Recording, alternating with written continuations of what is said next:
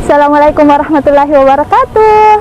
Nah, pada kesempatan yang berbahagia ini, saya Andi Batarugi akan mewawancarai salah satu widaiswara di PPSDM Regional Makassar. Temanya sendiri adalah tentang disiplin pegawai negeri sipil yang akan kita bawakan di podcast Temu Ramadi Angin Mamiri. Pada kesempatan yang berbahagia ini, kami akan mewawancarai salah satu widaiswara ahli media di PPSDM Regional Makassar. Nah, Bapak boleh diperkenalkan Pak, siapa namanya? Assalamualaikum warahmatullahi wabarakatuh. Selamat siang bagi kita semuanya. Perkenalkan, saya Dr. Andes Haji Burhan Manda SHMH, salah satu widaiswara di PPSDM Kemendagri Regional Makassar. Saya bekerja di sini sejak tahun 2019 ya sampai sekarang. Iya. Berarti sudah 3 tahun? 3 tahun ya. Iya, 3 tahun karena saya peralihan masuk Impasing. Awalnya saya di BKN Makassar, BKN Manado, dan BKN Pusat. Iya. Masya Allah.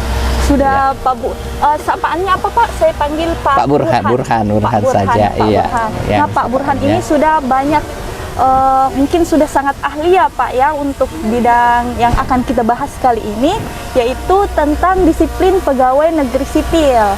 Nah, mungkin ini sesuatu yang sering kita dengar, tapi dalam hal implementasi mungkin itu masih kurang ya Pak ya? Masih kurang, terutama penjatuhan hukuman disiplin yang dijatuhkan oleh atasan langsung. Iya. Oh, benar Pak. Sebelum memulai ini, kita akan bertanya dulu, apa sih Pak sebenarnya dasar hukum dari penjatuhan disiplin bagi aparatur sipil negara itu Pak? Mungkin saya mulai dulu dengan pengertian disiplin ya Dea. Oh, iya, benar. Sebelum kita menjadi ke dasar hukumnya, bahwa pengertian disiplin sebenarnya itu adalah kesanggupan seorang PNS ya untuk mentaati kewajiban ya, dan menghindari larangan yang ditentukan dalam peraturan perundang-undangan ya. Iya, begitu. Berarti intinya ada 2 ya Pak ya? Iya. Satunya adalah menaati aturan, yang satunya adalah menghindari pelanggaran itu sendiri. Iya, jadi pelanggaran itu sendiri sebenarnya, pelanggaran disiplin itu adalah setiap ucapan, tulisan, atau perbuatan PNS yang tidak mentaati kewajiban atau melanggar larangan atau ketentuan disiplin daripada PNS itu sendiri, baik yang dilakukan di luar maupun di dalam jam kerja. Jadi disiplin itu sebenarnya bukan saja bahwa pelanggaran itu bukan saja bahwa kita nanti di dalam kantor, tetapi bisa saja mungkin kita di luar, apa segala yang nanti tidak sesuai dengan ketentuan yang berlaku tentang disiplin PNS. Jadi untuk rekan-rekan aparatur harus diperhatikan bahwa menurut ketentuan pelanggaran itu sendiri bukan hanya dari tindakan ya Pak ya, bukan saja ya, dari ucapan tulisan atau perbuatan.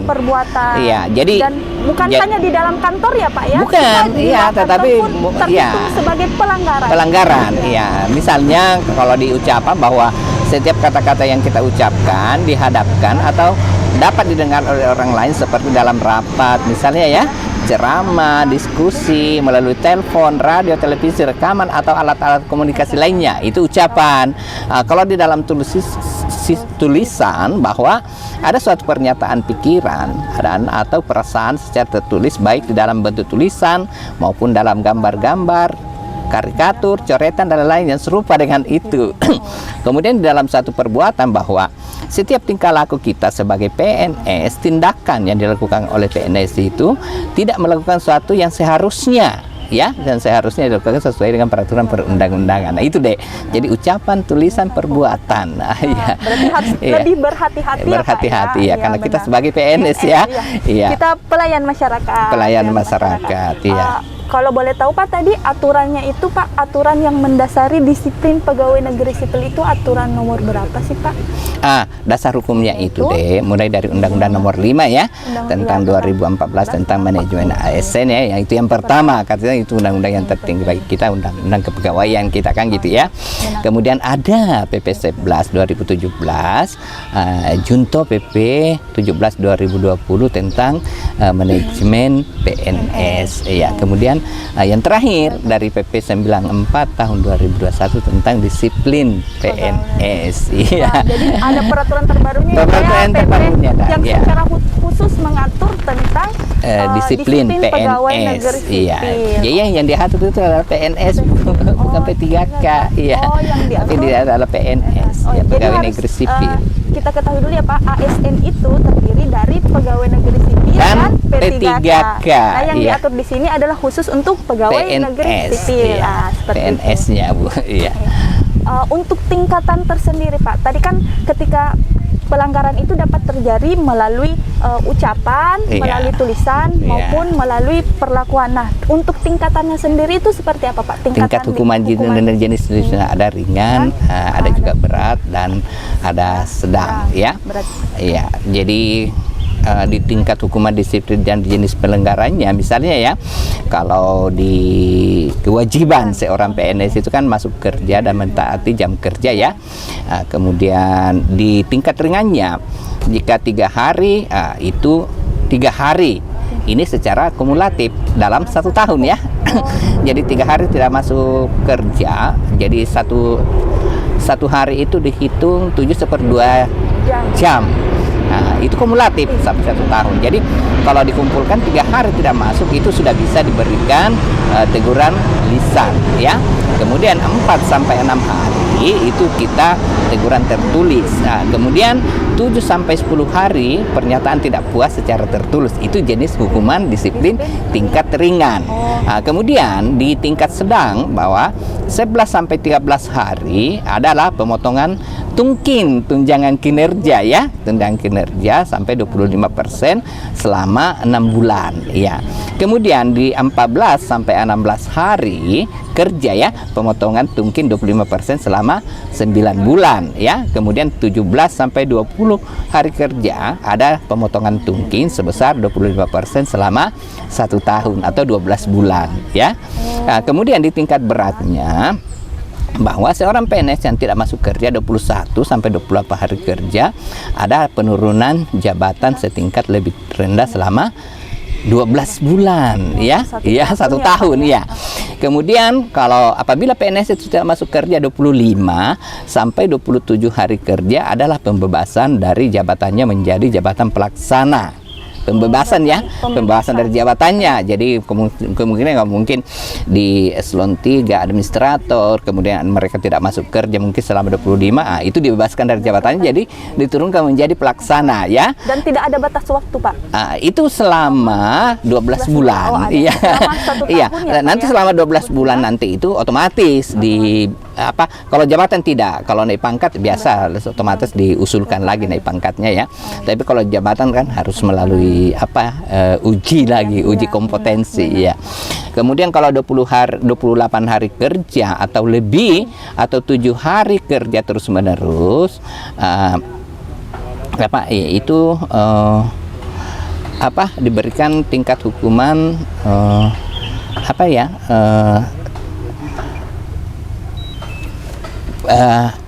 seperti pemberhentian ya, pemberhentian PNS. Pemberhentian PNS diberhentikan tidak dengan pada saat tidak dia hormat. pensiun. Iya. Iya. Jadi sekarang itu kalau PNS tidak masuk kerja selama 10 hari berturut-turut tanpa keterangan, itu sudah diberhentikan dengan hormat tanpa tanpa pensiun. Pemberhentian dengan hormat tanpa dengan permintaan sendiri misalnya begitu. Jadi bisa mereka itu dipensiunkan dengan hormat ya. Iya, karena tidak ada lagi pemberhentian tidak dengan hormat sebagai PNS ya. Iya. Oh, jadi dari berbagai yang tadi ini untuk masalah yang terkecil saja ya Pak, masalah kehadiran, masalah keterlambatan atau pulang lebih cepat dari waktunya itu Iya. saja, hasil kumulatifnya bisa dijatuhkan Hukuman disiplin, iya, karena itu yang paling penting ya. Maksudnya ini pelanggaran di jam kerja, iya. Harus lebih Berhati-hati lagi dengan apa Dengan jam kerja jam kita ya. kerja, iya, Iya, benar. sebenarnya kalau hal ini kan kalau memang itu ada kepentingan yang lain itu kan bisa diganti dengan cuti PNS ya. Ya, karena cuti juga kan ada cuti hak. Cuti adalah hak PNS kecuali cuti di luar tanggungan negara, itu yang bukan haknya PNS. Jadi memang kalau ada kepentingan kita yang lain bisa diganti dengan cuti. Iya, iya. Iya. Jadi untuk hal yang paling kecil itu harus diperhatikan ya Pak, terutama lagi mungkin dalam kehidupan kita bersosialisasi dengan sesama ASN atau kepada masyarakat, kemudian menghindari pelanggaran-pelanggaran yang sifatnya pidana seperti itu ya Pak ya, terutama yang seperti itu juga. Iya, di PP 94 ini tidak lagi terkait dengan pidana. Kalau pidana itu langsung diserahkan kepada kejaksaan atau kepolisian. Ya, tidak sama di PP PP 15 ya. Nah, itu masih ada pidana. Kalau ini tidak lagi. Ya. Berarti ketika seorang PNS melakukan pelanggaran yang berkaitan dengan pidana, berarti itu tidak akan lagi diselesaikan dari dalam dulu ya Pak, langsung diserahkan kepada pihak yang berwajib. Kepolisian, iya, dan kejaksaan. Iya, jadi tetap nanti dari hasil keputusan kepolisian atau kejaksaan itu tetap menjadi hukuman disiplin. Tetapi kita tidak lagi mengurusi mengenai pelanggarannya di sana. Jadi kita serahkan langsung kepada di kejaksaan ya. Nah, berdasarkan apa yang sudah Pak Burhan sampaikan, apa sih Pak masukan atau sesuatu yang ingin Bapak sampaikan kepada para pimpinan agar sistem yang sudah dibentuk melalui PP 94 ini tentang disiplin pegawai negeri sipil ini bisa berlaku atau benar-benar diterapkan seperti itu Pak? Saya sangat mengharapkan bahwa terutama penjatuhan hukuman disiplin di tingkat ringan, karena itu adalah kewenangan atasan langsung. Iya. Jadi apabila beliau tidak melaksanakan hukuman disiplin, akan dijatuhkan hukuman disiplin yang lebih berat dari pelanggaran seseorang. Jadi kewajiban daripada atasan langsung itu menegur. Kalau sudah sampai 3 hari dalam 1 tahun, harus diberikan surat teguran, dan atasan langsung juga ini harus berani menjatuhkan hukuman disiplin kepada PNS tanpa harus memilih kasih ya. Tanpa memperhatikan ketidakenakan, atau faktor-faktor lain ya Pak ya. Biasanya hukuman disiplin itu susah dijatuhkan karena banyak sekali kepentingan, maksudnya kebijakan ya, karena mungkin karena teman, mungkin karena apa, jadi tidak tega juga kita kadang-kadang. Tetapi itu tidak bisa karena ini suatu pelanggaran. Iya, karena itu juga terkait dengan tunjangan kinerja ya. Ya, karena kita sudah diberikan tunjangan kinerja juga ya. Harus apa yang kita harus berikan kepada pemerintah kita, kepada negara kita ya. Karena sudah diberikan hak, berarti harus benar-benar melaksanakan ada kewajiban. Iya. Seperti itu. Iya. Jadi tadi diharapkan kepada para pimpinan untuk lebih memperhatikan lagi karena ini aturan. Ini apapun juga kalau sudah mengenai aturan wajib kita laksanakan. Iya. Berarti mungkin akan butuh koordinasi lagi yang lebih ini kepada mungkin yang bagi teman-teman yang bekerja di kepegawaian ya Pak ya, khususnya di kepegawaian untuk lebih meningkatkan kinerjanya, lebih aktif lagi untuk melihat rekan-rekan yang seperti jadi setiap mungkin ya, dalam 1 bulan itu harus ada rekapan absen. Siapa yang terlambat ya harus diberitahukan lah kan gitu ya. Jangan sampai dalam 1 tahun itu sudah cukup 3 hari misalnya ya kan gitu ya. Itu sudah hukuman disiplin, teguran lisan. Iya, kemudian 3 sampai 6 hari ya, itu sudah meningkat lagi. Iya.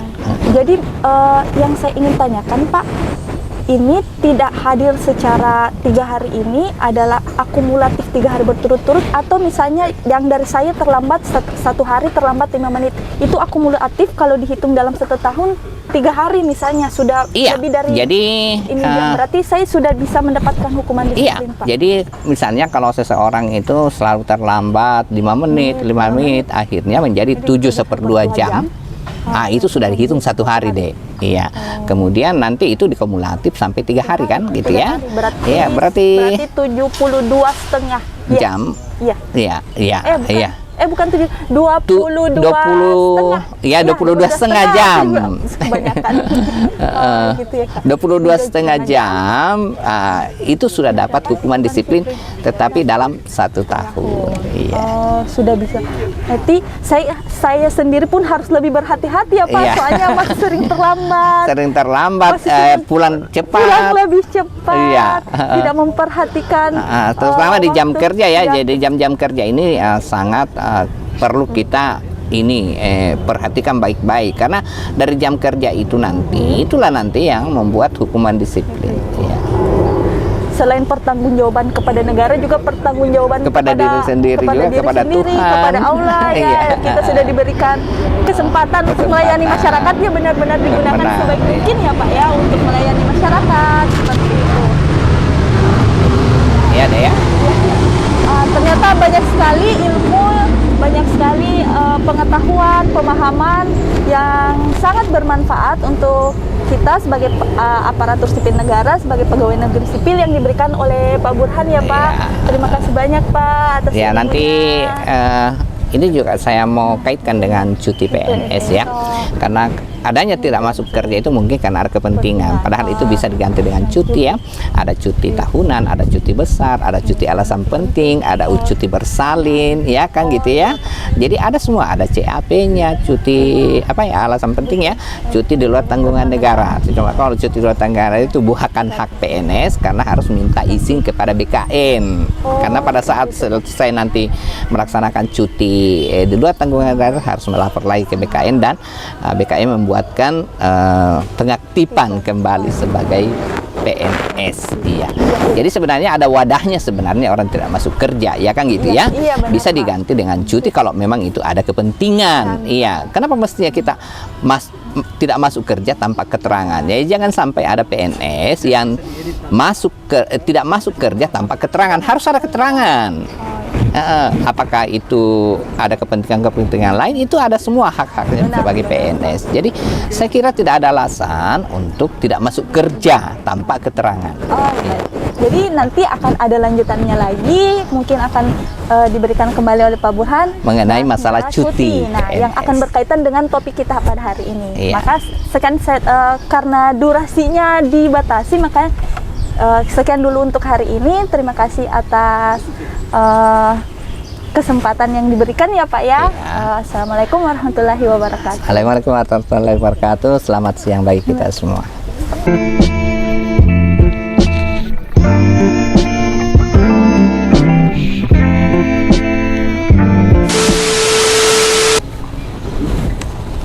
Assalamualaikum warahmatullahi wabarakatuh. Kembali lagi dengan saya Andi Batari Ugi, yang pada hari ini akan membawakan materi tentang penyusunan SKP tahun 2021 berdasarkan Permenpan nomor 8 tahun 2021.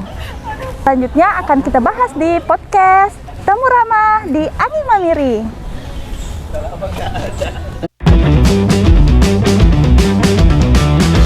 Assalamualaikum warahmatullahi wabarakatuh. Selamat pagi dan salam sejahtera untuk kita semua.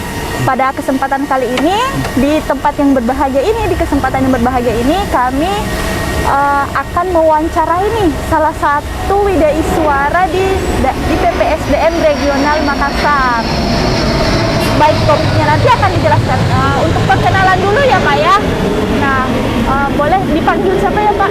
Zul. Pak Zul. Nah, Pak Zul boleh perkenalan sedikit dulu biar para pendengar kita, para penonton kita bisa tahu nih identitas dari Pak Zul. Oke, terima kasih Ibu Ugi. Perkenalkan, saya Muhammad Zulkifli, salah satu widya suara di PPSDM Kemendagri Regional Makassar. sedikit background pendidikan kami, saya lulus di IPDN tahun 2013 dan melanjutkan pendidikan S2 di University of Technology Malaysia. Mungkin itu cukup ya. Wah, ternyata lulusan luar negeri. Oke. Tentang tema hari ini, tema apa yang Bapak Zul berkenan untuk dibawakan hari ini? Saya coba mengangkat tema penyusunan SKP untuk tahun 2021. Ya, kita lihat masih banyak teman-teman di PNS, Pemda maupun di kementerian lembaga masih kesulitan memahami aturan-aturan terbaru tentang penyusunan SKP. Kalau boleh tahu Pak, aturan yang lama dan aturan yang terbaru itu apa Pak dalam hal penyusunan SKP itu sendiri? Iya, sebelumnya kita tahu ada peraturan pemerintah nomor 46 tahun 2011 tentang penilaian prestasi kerja PNS yang ada aturan-turunannya PRKBKN nomor 1 tahun 2013. Kemudian sekarang ada peraturan pemerintah nomor 30 tahun 2019 yang mencabut peraturan sebelumnya itu. Kemudian aturan turunannya adalah peraturan Menteri Pemberdayaan Aparatur Negara nomor 8 tahun 2021. Nah, karena ada dua aturan nih Pak, apa sih Pak perbedaan signifikan dari peraturan yang dulu dan peraturan yang ada sekarang ini Pak? Kalau saya lihat sih perbedaan yang paling signifikan bahwa SKP itu harus disusun secara breakdown ya. Dari kita menyusun SKP dari pimpinan tinggi pratama atau pimpinan unit organisasi, kemudian itu dijabarkan ke bawahan-bawahannya, administrator, pelaksana, dan pejabat fungsional di bawahnya. Kalau di SKP sebelumnya kita hanya melihat itu sebagai aktivitas tugas, tidak mungkin terkait atau mendukung kinerja organisasi. Berarti pelaksana itu mendukung kinerja dari atasannya ya Pak, apa yang dilakukan oleh seorang pelaksana atau yang biasa kita sebut staf itu adalah mendukung kinerja dari atasannya, yang begitupun sebalik yang di atas akan mendukung yang lebih atas lagi ya Pak ya. Iya betul, jadi memang akan saling terkait dan memang harus dikaitkan, harus dibuat dalam suatu dialog kinerja, didiskusikan bersama supaya memang uraian-uraian kegiatan atau capaian-capaian kinerja tersebut saling mendukung. Tapi apakah di SKP terbaru ini Pak masih terdiri dari penilaian, kalau yang sebelumnya kan ada penilaian kinerja, ada penilaian perilaku. Iya. Nah, apakah di SKP ini juga masih memuat kedua hal tersebut? Apa ada tambahan atau ada seperti apa Pak? Iya, betul sekali bahwa memang kita masih ada dua dimensi penilaian kinerja dan dimensi penilaian perilaku. Kalau dulu mungkin kita secara tegas 40% untuk penilaian perilaku, 60% untuk penilaian kinerja ya.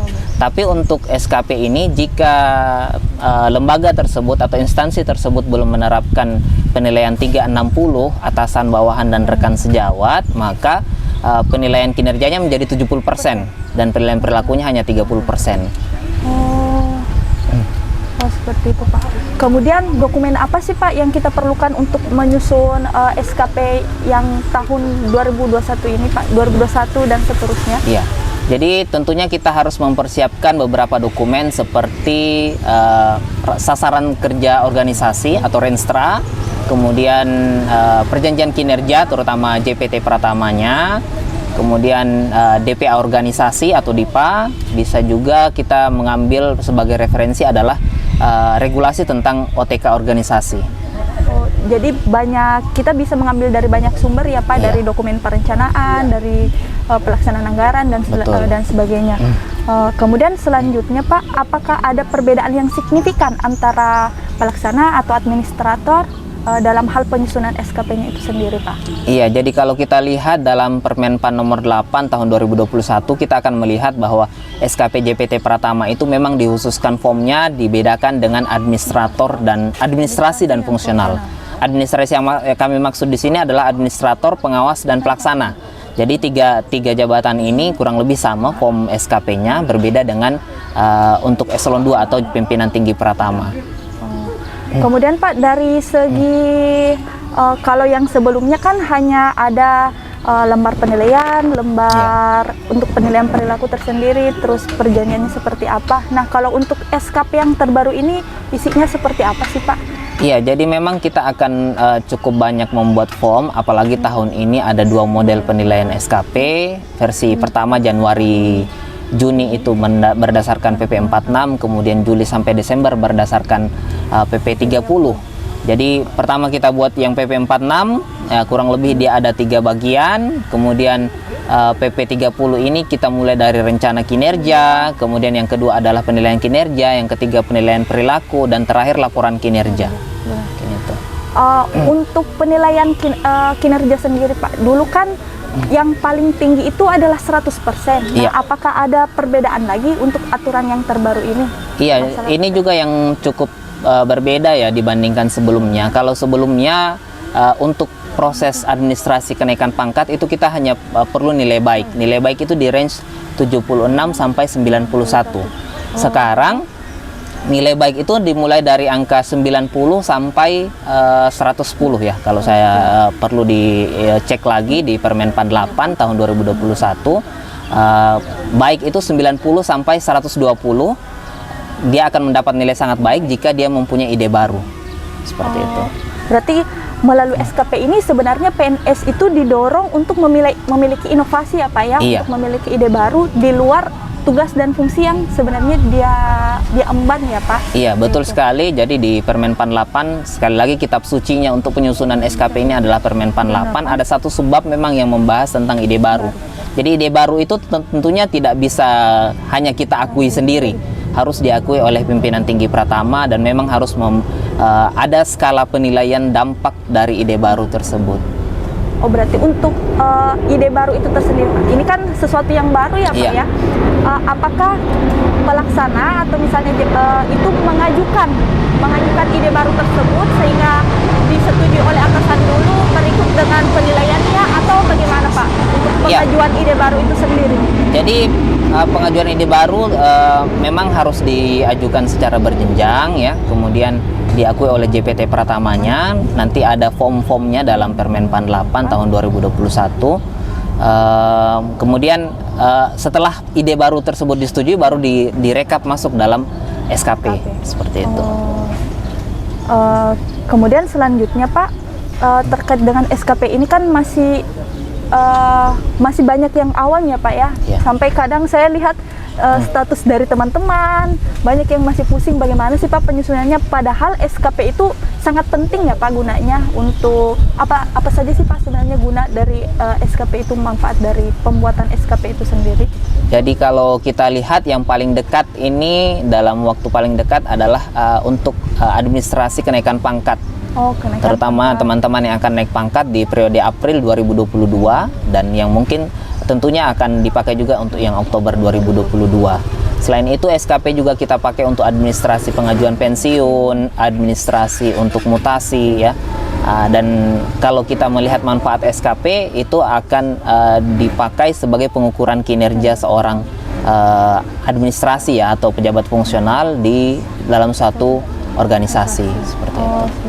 Jadi selain untuk membantu administrasi kepegawaian seorang pegawai, Iya. itu juga menjadi penilaian bagaimana sih kinerja seorang pegawai, kemudian Betul sekali. bagaimana perilaku seorang pegawai, penilaiannya ada di situ Pak, dari Iya. atasan kepada Bawahan, bawahannya, iya. seperti Dan itu. tidak hanya atasan ke bawahan ya, karena iya.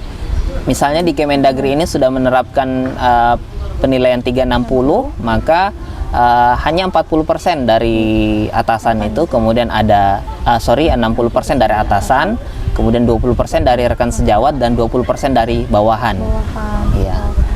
Untuk Berarti penilaian itu yang perilakunya. berlaku bagi yang punya bawahan. Punya Pak, bawahan. Iya. Ya, Kalau yang tidak punya bawahan seperti kami Widya Suara hanya dinilai oleh rekan sejawat.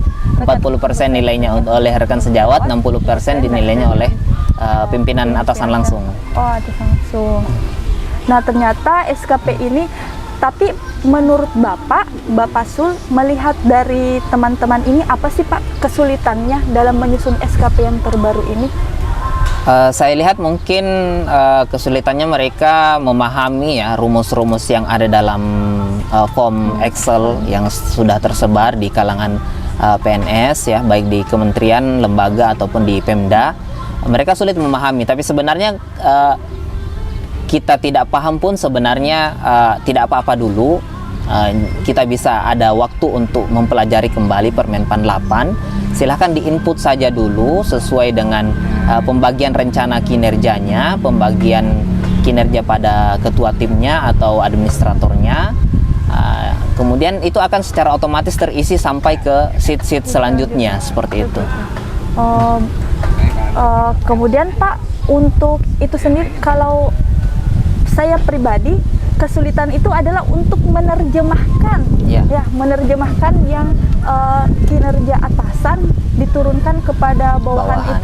Itu mungkin apakah karena memang seorang pegawai yang masih kurang mengetahui sebenarnya tusinya apa, atau bagaimana Pak menurut Bapak? Iya, baiknya memang sebelum melakukan dialog kinerja, seorang PNS itu baca kembali tusinya dalam regulasi tentang organisasi dan tata kerja, Permendagri SOTK misalnya di Kementerian Dalam Negeri.